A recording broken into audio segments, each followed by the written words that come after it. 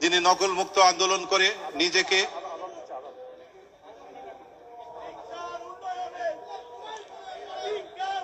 নিজেকে ইতিহাস করেছিলেন এবং বাংলাদেশ জাতীয়তাবাদী দলকে ইতিহাসে ঠাঁই দিয়েছিলেন সেই সাবেক সফল শিক্ষা প্রতিমন্ত্রী আনম এহসানুল হক মিলন।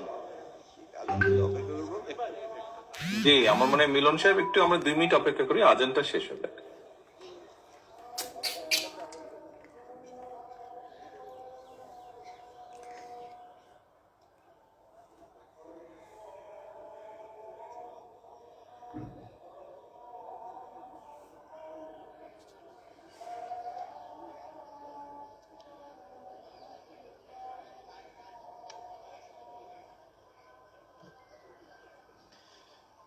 বিসমিল্লাহির রহমানির রহিম। শিক্ষক দিবসের এই সম্মেলনের আজকের সভাপতি, আমরা যাকে শিক্ষক নেতা হিসাবে আমি 2001 সালে দায়িত্ব পাওয়ার পর থেকেই অনুভব করছি, দেখছি, জেনেছি এবং আজ পর্যন্ত যার সাথে কাজ করছি সেই অধ্যক্ষ সেলিম ভুঁইয়া। আজকে এই অনুষ্ঠানে উপস্থিত রয়েছেন আমাদের সকলের প্রিয় নেতা, দলের অ্যাক্টিং চেয়ারপারসন জনাব তারেক রহমান। মঞ্চে উপস্থিত রয়েছেন স্ট্যান্ডিং কমিটির সদস্যবৃন্দ। সময়ের স্বল্পতার কারণে নাম বলছি না, তবে আমি যার সাথে দীর্ঘ 80 বছর কাজ করেছি এবং 17টি বছর যিনি কারা নির্যাতিত হয়েছেন, মৃত্যুর দ্বার প্রান্ত থেকে আল্লাহর রহমতে ফিরে এসেছেন, সেই আমার বন্ধুবর আব্দুল সালাম পিন্টুর কথা স্মরণ না করে পারছি না। উপস্থিত সুধী মণ্ডলী, আসসালামু আলাইকুম। আজকের এই অনুষ্ঠানে অনেক কিছু বলার ছিল, কিন্তু বলার সময় নেই। শুধু বলবো, আপনারা যদি এখানে যে আমাদের প্রিয় নেতা জনাব তারেক রহমান সাহেব উনার যে বক্তব্যগুলি তুলে ধরেছেন, সেটা 2-1টি লাইন পড়ে আমি বুঝাবো আপনাদের যে উনি কি বলতে চেয়েছেন। বিশ্ব সভ্যতার লালন ও বিকাশের প্রতিকৃতি শিক্ষক সমাজ, অর্থাৎ আপনারা। শিক্ষকরাই মানুষের হৃদয়ে মনুষ্যত্ববোধ জাগ্রত করে এবং সমাজে মানব সম্প্রদায়কে মর্যাদার আসনে অভিষিক্ত করেছেন। পিতামাতার পরই মানব শিশুর হৃদয়ে অনায়াসে শ্রদ্ধার স্থান অধিকার করে আছেন শিক্ষক বৃন্দ, মানে আপনারা। বিশ্ব শিক্ষক দিবসের সমগ্র শিক্ষকদের জানাচ্ছি সদস্য সালাম।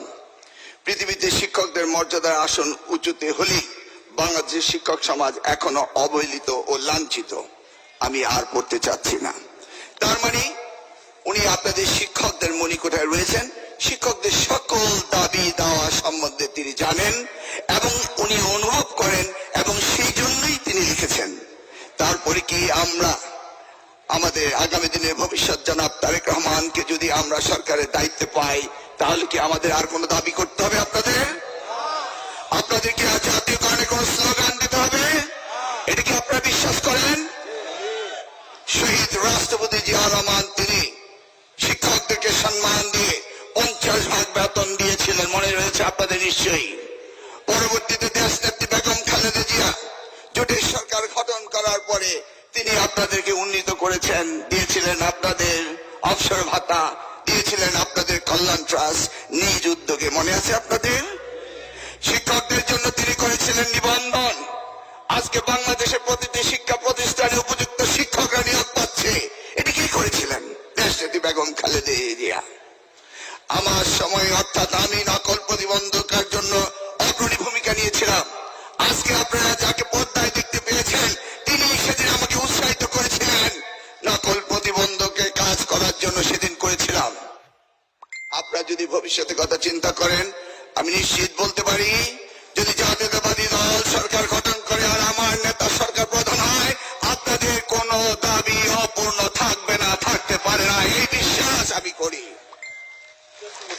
জনাব নেতা, আজকের এই অনুষ্ঠানটি পিওরলি শিক্ষকদের অনুষ্ঠান, এখানে বাইরের কেউ নেই এবং আমি বিশ্বাস করি আগামী দিনে শিক্ষকদের কোনো দাবি দাওয়া নিয়ে প্রেস ক্লাবে আসতে হবে না, ওই চোর কামান আর দেখানো হবে না, সেই বিশ্বাস আমাদের রয়েছে।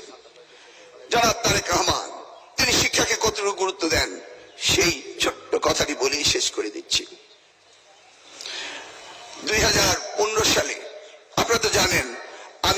পিএইচডি করিনি।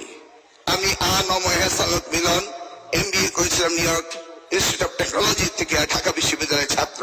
আমার নামের আগে ডক্টর ছিল না। 2015 সালে মামলায় অতিষ্ঠ হয়ে আমি মালয়েশিয়া ইন্টারন্যাশনাল ইসলাম ইউনিভার্সিটি ভর্তি হয়েছিলাম। এখানে গবেষণা আমি নিয়েছিলাম, উচ্চ শিক্ষার উপর আমি গবেষণা করব, রিসার্চ করব, পিএইচডি করব। আমি আমার রিসার্চের প্রায় 30% শেষ করে 2015 সালে জুন মাসে আমি লন্ডনে গিয়েছিলাম আমার প্রিয় নেতার সাথে দেখা করতে। তিনি আমার উপাত্ত শুনে বললেন যে না, এটা বাদ দিন, যে শিক্ষায় থাকুন এবং আপনার থিসিস হাইপোথিসিস হবে কারিগরি শিক্ষায় বাংলাদেশের আর্থসামাজিক উন্নয়ন। এই কথাটি তিনি সেদিন আমাকে বলছিলেন। এবং পরবর্তীতে আমি মালয়েশিয়া ইন্টারন্যাশনাল ইসলামিক ইউনিভার্সিটি থেকে আমি human capital and socio economic development through technical and vocational education in Bangladesh সেটা আমি শেষ করি। আমি সেদিন উপলব্ধি করতে পেরেছিলাম এই নেতা সেই নেতা যিনি শহীদ জিয়ার উত্তরসূরি হিসাবে আগামী দিনে বাংলাদেশকে গড়ে তুলতে হলে এদেশের জনগণকে মানব সম্পদে রূপান্তরিত করতে হবে, এই বিশ্বাস তিনি ধারণ করেন, পালন করেন। সেই জন্যই তিনি সেই দিন আমাকে উপদেশ দিয়েছিলেন, যেই নেতা বাংলাদেশের জনগণের কথা চিন্তা করে, যেই নেতা আগামী দিনে শহীদ জিয়ার মতো, বেগম খালেদা জিয়ার মতো আবার জনগণের পাশে দাঁড়াবে, সেই নেতা আগামী দিনে আমাদের থাকলে শিক্ষকদের কোনো দাবি অপূর্ণ থাকবে না, অপূর্ণ থাকবে না। আপনাদের সকলকে ধন্যবাদ দিয়ে শহীদ জিয়া অমর হোক, বেগম জিয়া সুস্থ হোক, তারেক রহমান দেশে ফিরুক বীরের বেশে আপনাদের কাছে বিদায় নিচ্ছি। আল্লাহ হাফেজ, আসসালামু আলাইকুম।